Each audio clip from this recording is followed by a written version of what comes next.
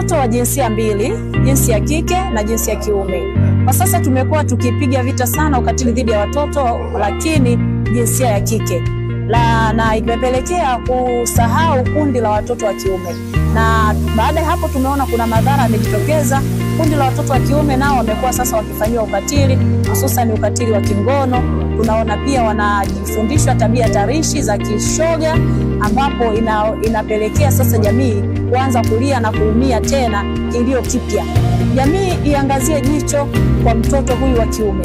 Familia imwangalie mtoto wa kiume kwamba na yeye ni mtoto mwenye thamani, ni mtoto anayetakiwa kulindwa kama mtoto wa kike. Sio kweli kwamba mtoto kwa sababu ni wa kiume basi yeye ana akili kubwa ya kujitegemea au anaweza kujilinda kwa sababu eti ni mtoto wa kiume. Hapana, bado yeye ni mtoto. Awe wa kike au wa kiume, ili mradi yuko chini ya miaka 18, anatakiwa kulindwa kwa usawa ule ule, hata kama ni mtoto wa kiume, hata kama ni mtoto wa kike. Kwa hiyo wazazi au walezi, jamii nzima kwa ujumla, tuliangalia kundi hili la watoto wa kiume.